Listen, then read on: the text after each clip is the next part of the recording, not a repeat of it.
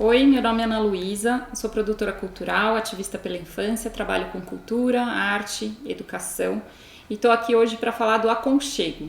O Aconchego é um projeto, uma mediação de leitura entre adultos e crianças. Ele nasce desse desejo que eu tenho de colocar adultos e crianças numa experiência confortável, agradável e que eles possam desfrutar momentos de compartilhar histórias.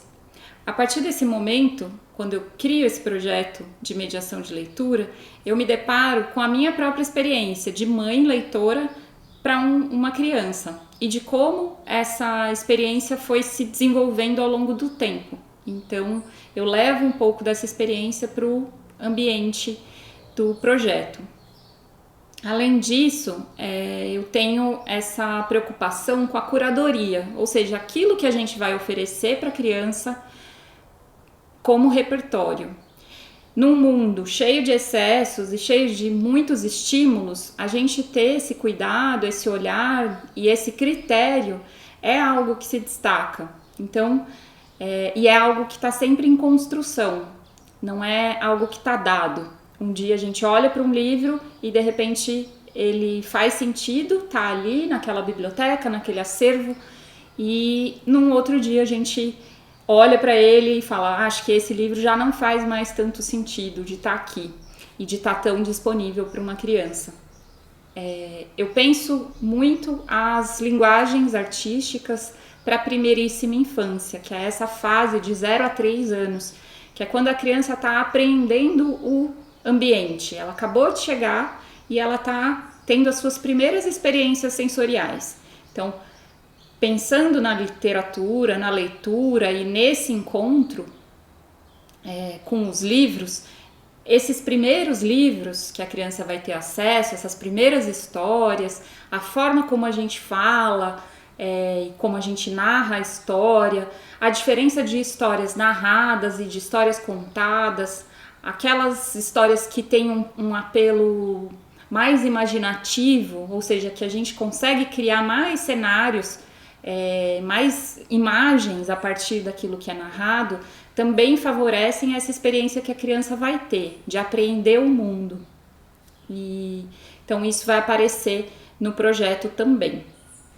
O aconchego ele acontece num ambiente que foi pensado para a criança, então com elementos que vão favorecer a experiência dela ali. Se a gente está falando de uma criança de 0 a 3 anos, é uma criança que está passando pelas 3 grandes transformações da vida, né? Que são que eu coloco como os verbos, né? Ela está aprendendo a andar, aprendendo a falar e aprendendo a pensar.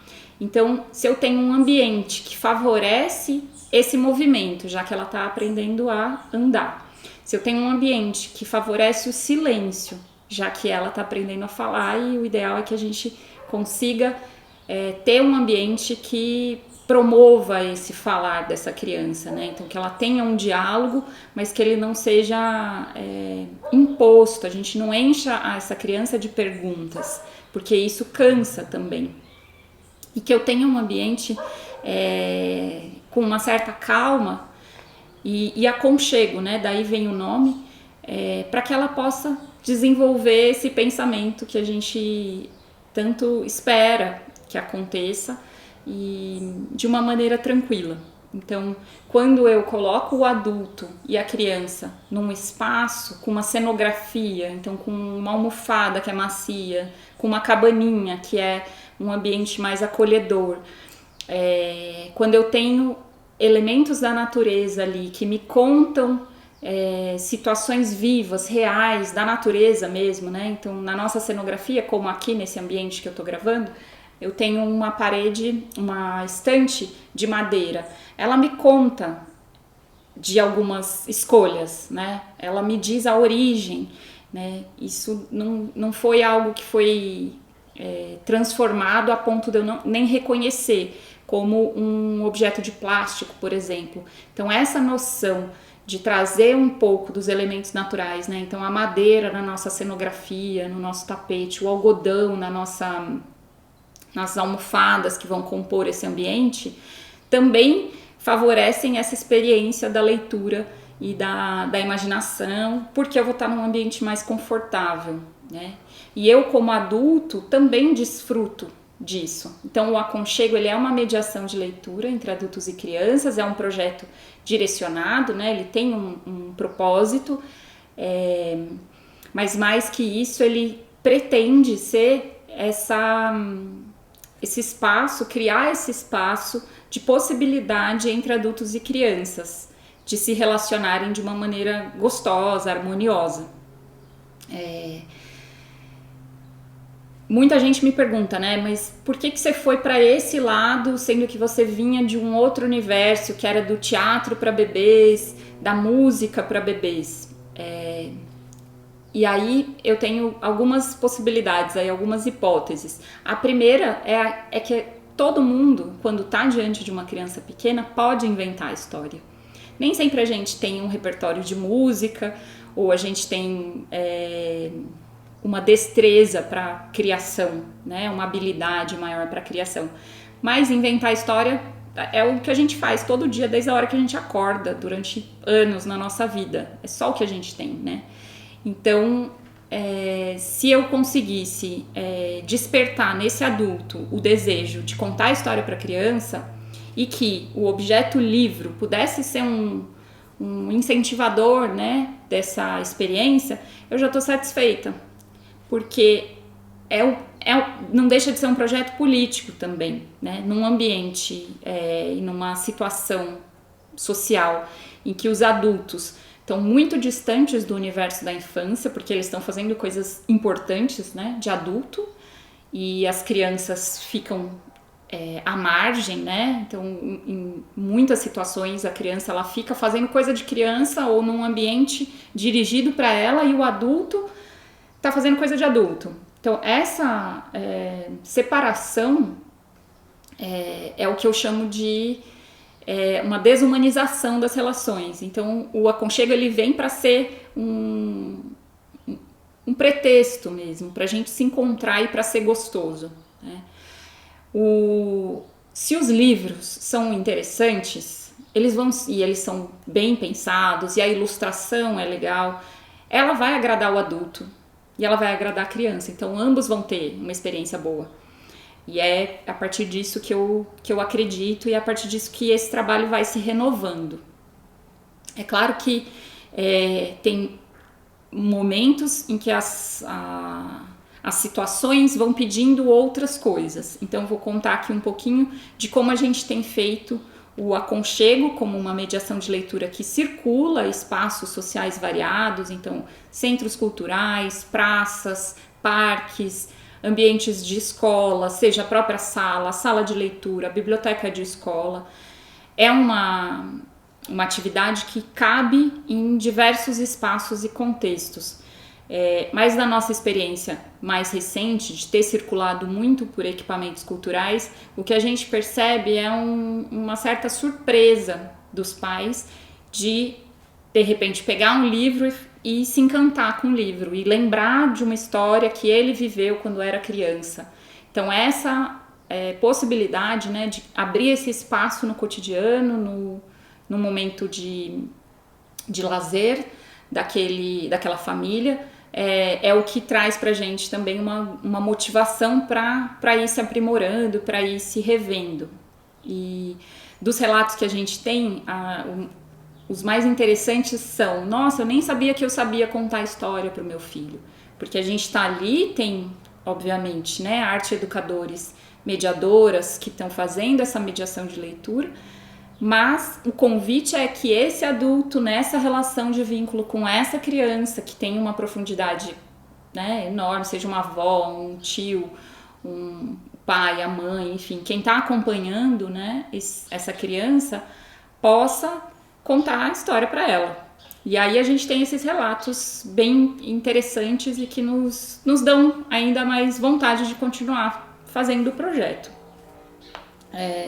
Uma das coisas que também nos perguntam é em relação à curadoria. Como é que a gente escolhe, né, os livros? E aí, para além, né, de toda uma pesquisa do universo do livro para a infância, das materialidades, das artes mesmo, né? Como é que as artes visuais, os ilustradores produzem para essa faixa etária. Para além disso, tem uma coisa que é respeitar aquela fase de desenvolvimento da criança. Então, para a criança bem pequenininha, a gente sabe que os contos de repetição, eles vão funcionar de um jeito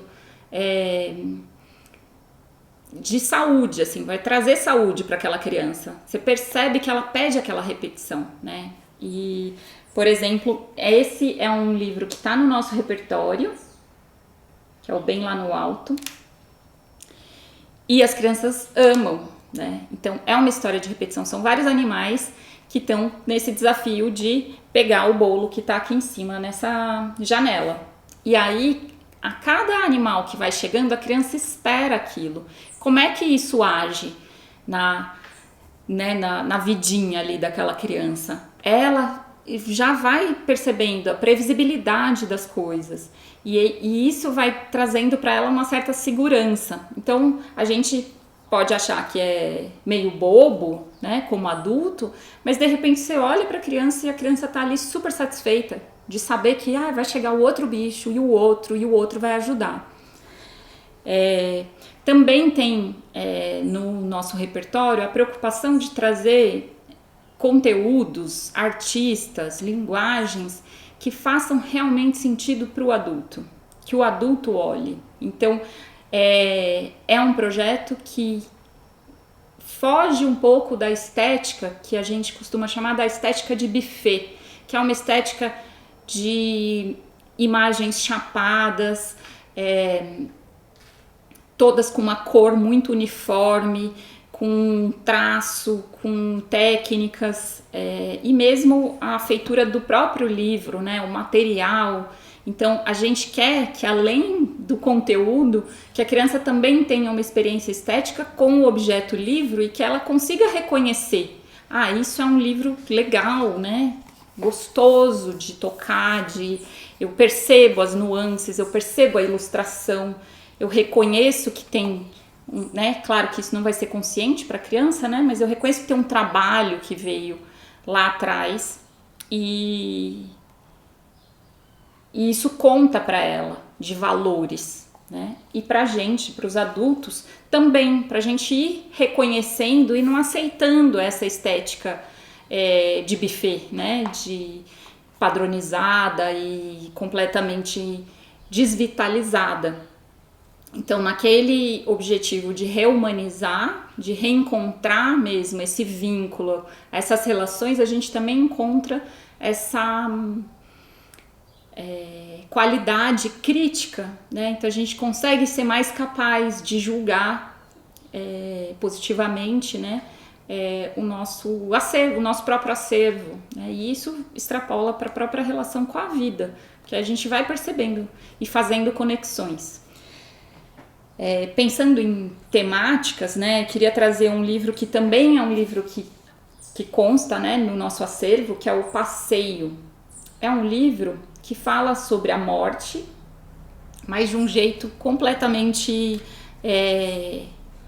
interessante, assim, porque é a história de uma menina com um pai aprendendo a andar de bicicleta, então ela novinha, aprendendo a andar de bicicleta, e ela vai fazendo vários passeios, né, viajando, enfim, com esse pai, e tem os momentos de aprender a andar de bicicleta, as quedas, depois ela conquista, né? Ela consegue andar de bicicleta sem as mãos, enfim. Aí a criança, ela se vê também, porque em muitos momentos é essa fase, né? Corresponde à fase que ela está vivendo na vida real. E aí quando ela está ali naquele universo da história do livro, ela se reconhece, né? E a gente vai trabalhando as nossas emoções. Para o adulto tem uma outra camada que o adulto percebe ao ler esse livro. E isso é muito rico, porque é sinal de que é um livro, é uma obra de arte, né? Que eu tenho múltiplas possibilidades de interpretação e vai pegar para cada um de acordo com o repertório que ele tem dentro, né? A gente vai reconhecer lá fora aquilo que a gente tem dentro. E esse também é um sucesso. Tem um outro livro que é uma marca assim, registrada também do Aconchego, que é o Eu Grande, Você Pequenininho, que também, da mesma forma, né, como os outros que eu citei, eles fazem essa relação, né? A criança, ela se reconhece como sendo esse ursinho que está sendo cuidado por né, pelo pai, pelo cuidador, e em diversas situações da vida. Isso traz pra gente um valor, né, que também tem a ver com o aconchego, que é o do cuidado, né? Então a gente quer realmente gerar crianças que olhem para o cuidado como um valor. Então a gente vai ter no nosso gesto, na forma como a gente dispõe os materiais, os objetos que a gente escolhe, a principal motivação é que experiência essa criança vai ter, né? Eu vou ter que ficar aprisionando ela, ou eu estou cuidando desse ambiente para que ela possa ser livre e criar, enfim. Então, se nas histórias e também na própria concepção, né, no próprio momento que a gente está fazendo a leitura com a criança, a gente pode promover essa experiência de cuidado, a gente vai colocando registros sensoriais mesmo. E aí essas memórias que vão sendo construídas dessa experiência, a gente vai poder olhar lá na frente, né? Não é nada consciente desse momento, a gente não está fazendo para isso, mas a gente já tem relatos, né, da importância disso, que é um elemento que lá na frente a gente consegue reconhecer o valor mesmo, né, desses pequenos momentos e que vão ser pequenos, então daí também a importância da gente olhar e ter esse diálogo com o educador, com o pai, de que a criança ela não vai ficar muito tempo ali, e é natural, porque ela vai ter outros interesses, o mundo é muito diverso, chama muito atenção, mas se a gente consegue criar uma brecha, um espaço em que ela vivencia essa experiência, já está registrado. E aí ela vai para uma outra atividade, em geral de movimento, porque como eu falei, os 3 primeiros anos são as principais conquistas que a gente tem, né, como seres humanos. E o andar é uma conquista que exige um treino. Então a criança pequena, ela vai ficar treinando desde a hora que ela acorda até a hora de dormir, esse treino para conseguir ficar de pé e conquistar o andar. Depois que ela conquista, ela quer praticar, né? Então a gente, tendo essa consciência, a gente deixa de exigir que ela fique paradinha ali para ler, né? Porque não é o que fisiologicamente ela está disponível para fazer naquele momento, né? Ela precisa, o corpinho dela está pedindo esse movimento. E aí a gente levar uma mediação de leitura para um ambiente como de parque ou de uma praça é também isso. A gente traz para um ambiente de maior contração, maior concentração, mais intimista, sabendo que em pouco tempo ela vai lá para fora, porque o corpo dela está pedindo, né? Aqui a gente pode perceber vários ambientes em que o aconchego aconteceu. Então aqui a gente tem uma praça, aqui um ambiente de biblioteca, um espaço que foi pensado para receber essas crianças dentro de um equipamento cultural. Aqui foi uma série de intervenções que a gente fez em 2022 dentro de um roteiro que passou por 15 cidades do estado, capital, interior, litoral, e que proporcionou então essa experiência de leitura para pessoas de variadas origens. Então aqui a gente tem um ambiente, uma experiência de receber alunos de escola pública que foram para esse evento especialmente para participar dessa programação nossa de mediação de leitura. E para quem quiser saber mais, trocar ideia sobre isso, conversar, a gente tem um Instagram que é o @Serena Produções. Lá dentro da Serena Produções, que é a produtora, eu tenho um braço, né, da Serena, que é a serena infância, que é um pouco desse desejo que a gente tem de que a infância possa ser menos barulhenta e no sentido de ter muito ruído e possa ser serena, né? Então começou com a minha própria experiência como mãe, depois de um projeto que chamava Quando Nasce um Bebê, Nasce uma Mãe. Eu passei a investigar ainda mais como seriam as artes para a primeira infância e se elas poderiam ser melhores, porque aquilo que eu via para oferecer, né, para o meu filho e para as crianças de modo geral, não atendiam a essa vontade que eu tinha de que a infância pudesse ser um momento da vida mais tranquilo, sem tanta agitação. E por isso fundei a Serena Infância. Então sigam a gente nas redes sociais e é isso.